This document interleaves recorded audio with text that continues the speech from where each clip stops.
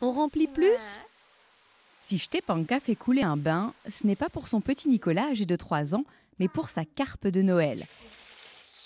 Car avant d'être panée et servie avec une salade de pommes de terre le soir du 24 décembre, elle barbotera dans la baignoire.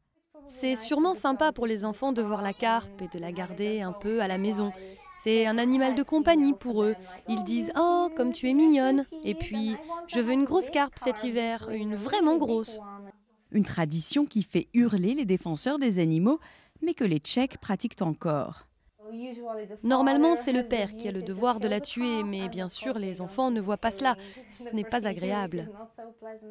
Et si les habitants de Hluboka respectent autant la coutume, c'est que cette ville est un centre important de production. En ce moment, Joseph et les autres pisciculteurs s'activent. Ils réalisent 3/5 de leur chiffre d'affaires en décembre. C'est comme pour les agriculteurs. En ce moment, on récolte la production de toute une année. On le fait maintenant parce que les ventes de carpes sont au top. Toutes ces carpes doivent partir avant Noël. Du travail en perspective pour les poissonniers. Dans la salle de vente de Hluboka, comme partout ailleurs dans le pays, les carpes sont assommées d'un coup de gourdin. Il y a des gens qui ne veulent pas tuer la carpe à la maison. Ils préfèrent qu'on s'en occupe nous-mêmes.